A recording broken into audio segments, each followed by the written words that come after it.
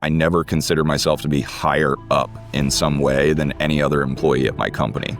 Every employee that I've ever hired, I've done the exact tasks and the exact role at some point in my career that I'm hiring them for, right? So I don't think there's any better way to be able to lead than to be able to lead from experience that you've had yourself.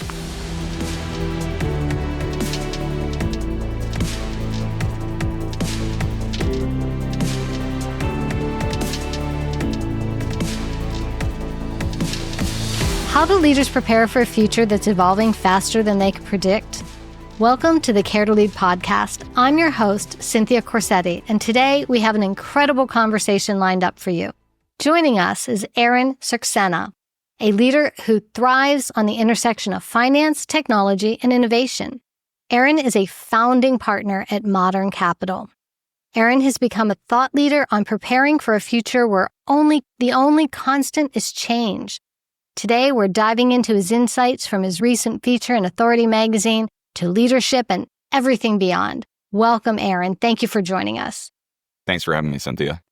So in your article, you mentioned that the future is speeding up faster than we think. Tell me more about that. Yeah, I think everything every year seems to move a little bit faster, right? Especially with the onset of AI and just all the different technologies now that keep coming out every year. It really has become sort of a world where you either have to be adaptable and be willing to learn the things technology-wise that you may want to use and implement in business, or you may get left behind a little bit. It was COVID that was the disruptor, I think, that helped you launch your business in the way that you did. Tell us more about that. Yeah, it was kind of one of those happy accidents, I say. I was probably in my company a big benefactor of COVID. So I used to operate in the traditional brick and mortar sense as a financial advisor. So I'm in the Annapolis, Maryland area.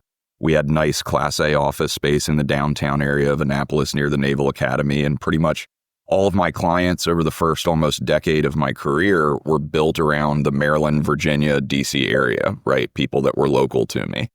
Once COVID happened, we couldn't meet with clients of our own in person that we already had, and we certainly couldn't go out and sort of market in the, public to new people for new prospective clients. So really everything was forced to move online. It sort of forced me as an advisor to have to adapt so that I could still continue to interact with my own clients. But what it actually did was it sort of opened up the gateways to be able to speak with people that were much further away from Annapolis or from the Maryland area than I was. So during COVID, I ended up learning how to use Zoom meetings, learning how to do screen sharing, and figuring out that we could meet with people that were in totally different states than us, right? Whether it was as far away as California or Florida or anywhere in between. And people just still wanted advice, and they were okay with doing screen sharing.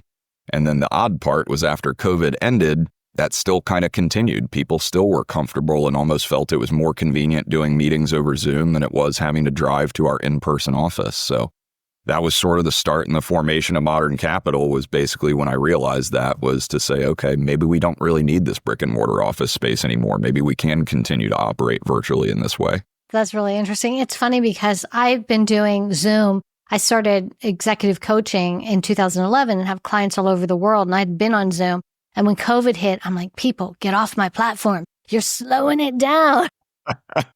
It's funny because I had never used it before. I think I had done one go-to meeting probably pre-COVID. And I think that was it. Had never used Zoom, had never used any of those types of screen sharing, communication technologies. So it was really a learning experience, not just for my clients, but honestly for myself too. So how do you manage? I know in the financial world, there's a boatload of restrictions and privacy and things that you got to take into account. So how do you factor that in with the virtual work that you're doing with your financial people?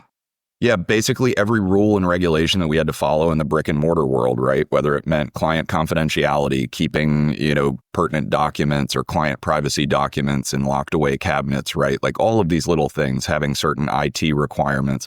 All of those things basically just had to be translated to the virtual world, right? So now we use fully secure encrypted online cloud storage, right, for client documents. Now we use Zoom and recorded meeting sessions for note taking and to make sure that compliance wise, right, we're able to record all of the meetings that we have with folks so that nobody is saying things they shouldn't be saying or anything. But yeah, basically every one of those rules and regulations just had to be adapted to sort of the virtual world. But luckily, we were able to go out and find different technologies and different softwares to be able to adapt. So I'm assuming that because now you are virtual, you have financial planners that are probably all over the place. They're not all coming into the same office, which is going to lead me to my next question, which is I'm going to call it a pet peeve of mine, but I want to get your thoughts on it. You're having a group meeting with all of your financial planners, cameras on, cameras off. Tell me your thoughts.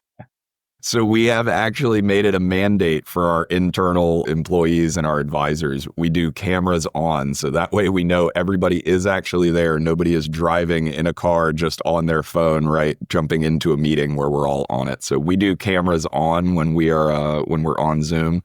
But yeah, that's our internal policy. Right? I think it should be everyone's internal policy. I have gotten on calls where people are paying me to come in and do a big, presentation for 20 people. And like 11 of them will have their cameras off. And you're like, are you there? Exactly. And important meetings, I've seen it happen in internal organization. I think it's a courtesy. It is. And that way, everybody's truly listening and is engaged in the conversation, and you can see facial expressions and things like that. Even meeting with clients.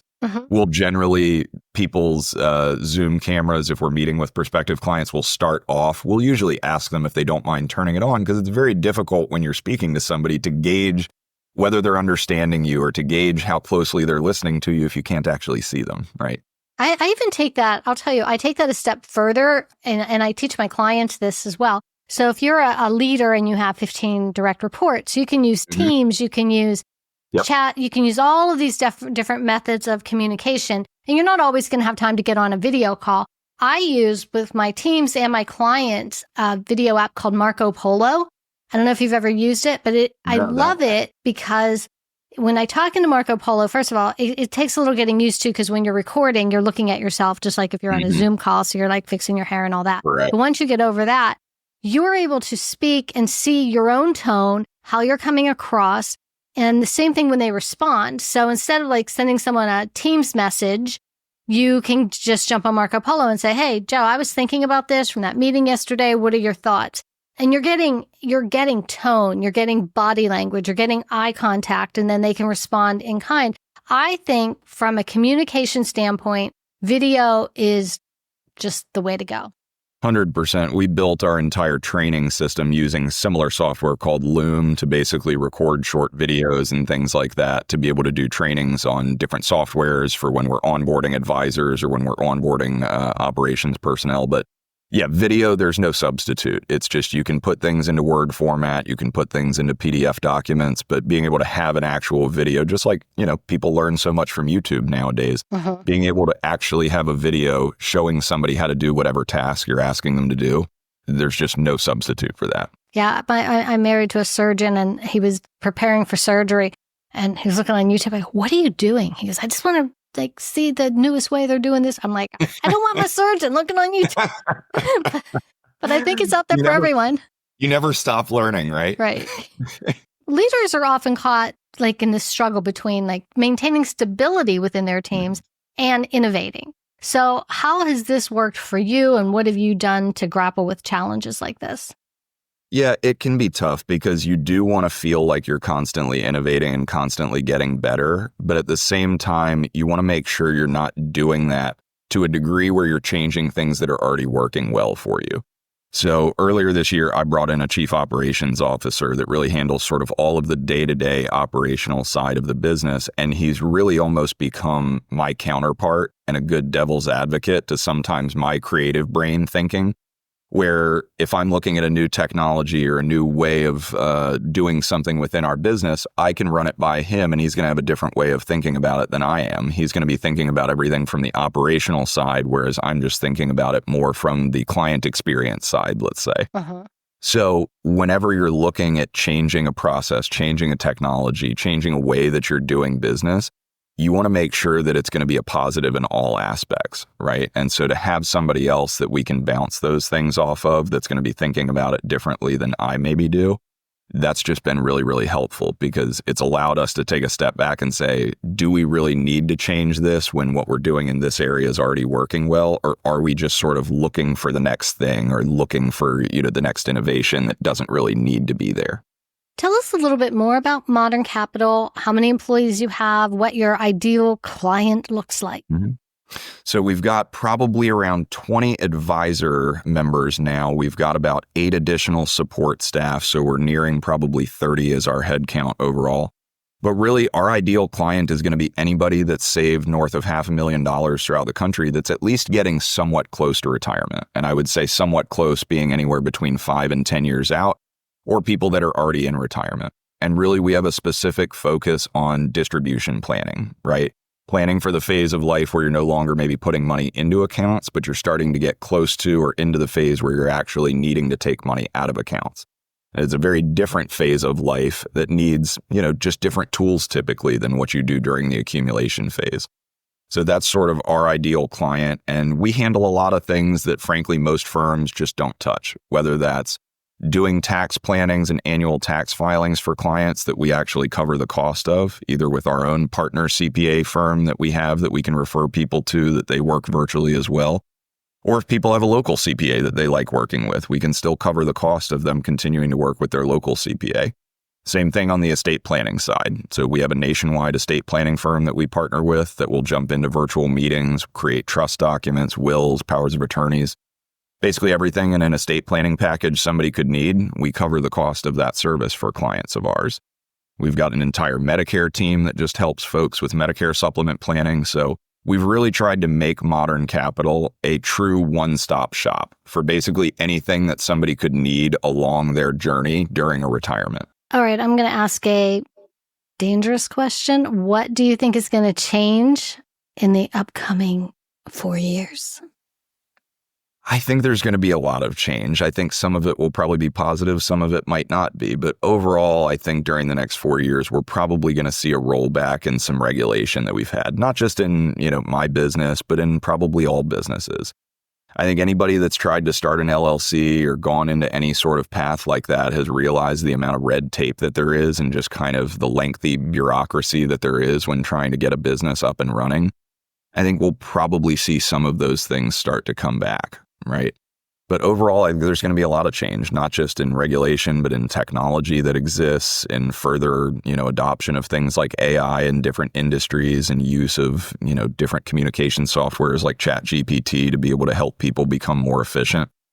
But like I said, every year change just seems to get faster and faster. So everybody has to be willing to adapt to it. Do you think that the stock market is going to be like the future, or do you think it's going to be more like Bitcoin, which I know nothing about, so I can't even ask an intelligent question on it, but I'm just curious. I think cryptocurrency as a whole and Bitcoin in general is definitely going to it's going to continue to probably be a large talking point, especially with Trump coming into office and being a little bit more favorable towards the cryptocurrency industry as a whole. But the stock market's not going anywhere, right? People are still going to be pouring money into 401ks. People are still going to be putting money into their various retirement accounts that generally are going to be invested in the stock market. And I think the stock market overall is going to favor a little bit of deregulation and probably a lower overall interest rate environment that we're going to be headed into over the next few years. So yeah, I think both parts are still going to play a big role in the upcoming 4 years. So let's pivot to something a little more personal. How would you describe your leadership style? I would say I never ask anybody to do something that I myself haven't done, right? We were actually just on a sort of all company call the other day where the advisors were talking about various meetings that they had. And for the last week, I actually went back to taking some new meetings myself because I wanted to get a little bit more of the experience that some of my younger advisors were having, just so that I could better put myself in their shoes, right? And have a better, way to answer some of the questions that they were asking about, well, what should I do in this situation or that situation? So I think even though you may consider yourself a leader, I never consider myself to be higher up in some way than any other employee at my company. Every employee that I've ever hired, I've done the exact tasks and the exact role at some point in my career that I'm hiring them for. Right. So I don't think there's any better way to be able to lead than to be able to lead from experience that you've had yourself. And that kind of brings me to my next question. I think most learning comes from mistakes. When everything is smooth sailing, we learn a little, but when we screw up big. So tell me a mistake that taught you a valuable leadership lesson. Yeah, no question. I think that mistakes are probably the best things that teach you as fast as possible because you can course correct from them. So that was one of the big things that we learned prior to operating the way that we do now, where we do the tax planning and filings, we incorporate the Medicare planning, we incorporate the estate planning, because I remember I had talked to a couple of clients, this was back when I was operating locally.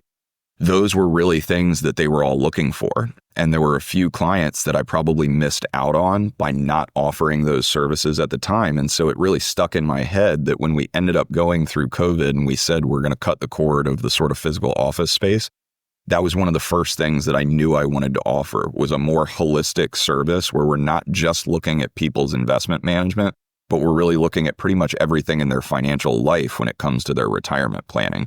And since doing that, it's just been a night and day difference. It's one of the things that prospects and clients say the most often about us that they really, really love is the fact that, look, you're not just, a Fidelity or a Charles Schwab or an Edward Jones, where all they're doing really is looking at my investments and my retirement accounts and managing those. You guys are talking to us about things that no other financial advisors have talked to us about before. That's great. I like that a lot. Now, you have to, in order to be able to create this culture that's working for you, you have to be able to maintain a sense of collaboration and engagement among your team.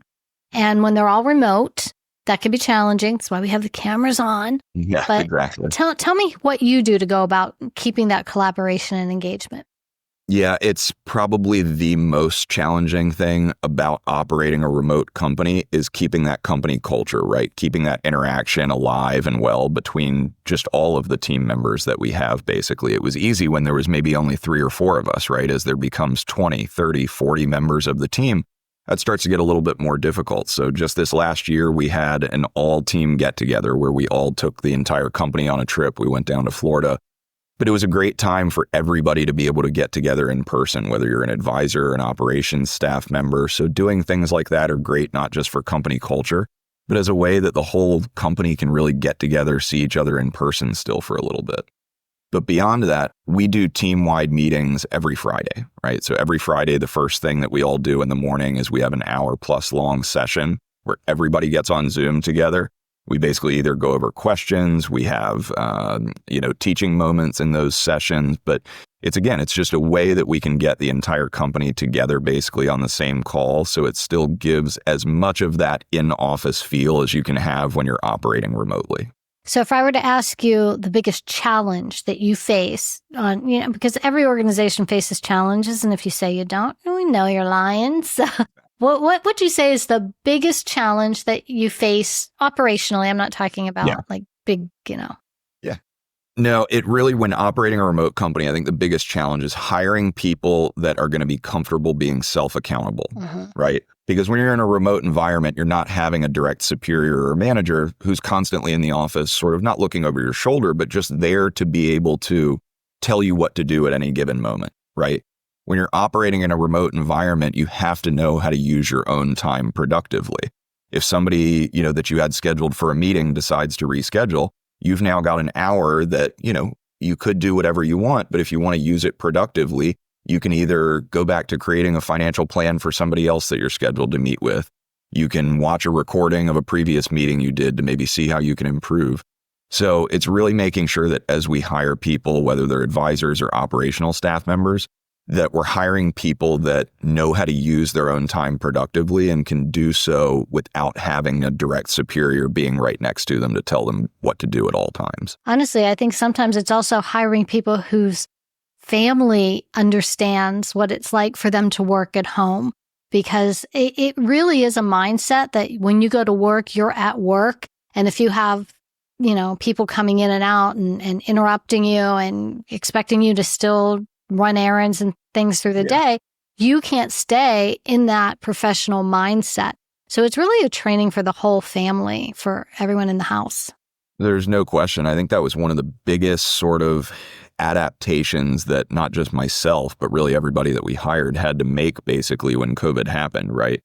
Normally you're used to driving, going into the office, you're at work for however long you're at work, and then you kind of leave work behind when you go home. working from home and working remotely has really blurred those lines, right? Where there isn't that, perfect delineation between work life and home life. So everybody does kind of have to adapt to that, like you said, to where, whether it's a spouse, whether it's kids, that, hey, when we go into the office, wherever that might be, if it's at our home, right, office or anything else, that's the time that we are technically at work, right? And so we do have to be able to adapt to that. But yeah, that can be tough, right? Because there is a blurring of those lines in today's day and age. It's kind of like work never ends, right? And, at home life just kind of is constantly going. I have a funny story. I was interviewing virtual assistants about 5 or 6 years ago. And I was doing a Zoom call with this woman it's a job interview, right? And I'm talking to her, and in the background, her husband was getting coffee in his pajamas. So he's like walking behind her, he gets his coffee, walks back, and I'm like, this is not going to work for me. We've had similar things like that happen, right? Where it's whether a child or a dog walks into the office during an interview or anything, and we kind of can laugh at it, right? And we can understand that that's just a little bit the world that we live in today. But yeah, it's definitely helpful if you can at least have a little bit of a segmentation, right? Between this is the space that I come to when I work. It's the same way I have my home office here. Right. When I come in here and I close the door, it's work time. Everything else kind of takes a pause until I leave this room, right? And then that's when home life starts again. Yeah, that's my biggest interrupter is my Labradoodle, but for the most part, I can keep her out. I'm the same way with my French Bulldog, and I have no control over it. If he paws at the door, he has to come in sometime. You get it. You get it entirely. So, okay, what is the biggest thing you want our listeners to know about Modern Capital? Yeah, I think the biggest thing to know about us is we're either going to be right for some people, or some people are just never going to want to work with us or any virtual firm, right? You have to understand the pros and the cons of what you give up and what you get. Some people, when they're dealing with their finances, or whether it was a lawyer or anybody else, they're always going to want an in-person relationship, right? They're going to value being able to sit across the table from somebody and have an in-person handshake and get a cup of coffee in the office over pretty much everything else. That's not the person that we're an ideal fit for. We're an ideal fit for the person that actually prefers not to have those things and would almost look at driving into the office or having to put on, nice clothes to go sit in sort of the stuffy conference room as being more of a hassle than being something that they look forward to. Because by cutting those things out, we're able to offer a lot more convenience. I mean, frankly, our clients meet with us when they're on vacation sometimes, when they're in other countries, when they're in other time zones. They meet with us from the comfort of their couch, wearing their pajamas sometimes, which is totally fine by us. They can be on camera, not on camera. But we're a good fit for people that value efficiency and convenience over having that in-person handshake. And the efficiency and convenience that we're able to offer means we're going to be able to offer the same and more services on top of a traditional financial advisory firm. We're going to be able to do so at a lower cost, and we're going to be able to have a more encompassing level of service at a lower cost. So those are the types of people that if they're really value-oriented investors or value-oriented retirees, that we're going to be a perfect fit for as a firm. Oh, that's great. So I want to have a little fun with you, and I want to go into a lightning round, if you're okay with that. Absolutely. So I want you to answer with the first thing that comes to your mind. You got it. What's your favorite book on leadership? Ooh, that's a tough one. I would have to remember the name of it, but my chief operating officer just gave me one that I was actually reading recently that's basically on scalability of companies and how to efficiently keep scaling a company. I can't remember the title off the top of my head, but I'll get it back to you later. Okay. Coffee or tea? Coffee. The most inspiring person you've ever met, besides me? Man, that's a tough one. My wife, actually. That's awesome. One habit you swear by to stay productive? Get up early. Me too. If you could give your younger self one piece of advice, what would it be? Be patient. Okay, awesome. So as my listeners know, Care to Lead is my signature leadership system, and it's built on the foundation of 4 pillars, and those pillars are clarity, authenticity, responsibility, and engagement. Aaron, I'd like to ask which of these pillars resonates most with you and why? I think responsibility is probably the biggest pillar that I can think of, because when people are entrusting us with their life savings and when we're bringing on advisors, right, that really become members of our family where we're responsible for their careers, I don't think there's any bigger responsibility that we have out there, right? And we always say that when we take on a client, we'll always thank them and say, thank you for entrusting us with your retirement, right? It's a big, heavy ask that we make of people. And so it's a heavy responsibility that we take on, right? If we say we're going to show up for a meeting at a certain time or we're going to get a certain piece of information to somebody at a certain time, that's one of the biggest things that I teach my advisors that builds trust with people is doing what you say you're going to do. So responsibility, I think, would have to be the biggest one for me. That's great. How can our listeners find you? Yeah, so you can find us at MDRNcapital.com. That's our website. You can find myself on Facebook or Instagram at just my name, Aaron Cirksena. But yeah, our website is MDRNcapital.com, and you can schedule meetings directly from the website as well. Are you on LinkedIn as well? Yep. So on LinkedIn as Aaron Cirksena, and then the firm as MDRN Capital on LinkedIn. Okay. Well, thank you so much for sharing your time and insights with us today. Your approach to leadership is great and inspiring. And to all of our listeners, I want to thank you for joining us on another episode of Care to Lead. Remember, leaders who care to lead. I'll see you next time.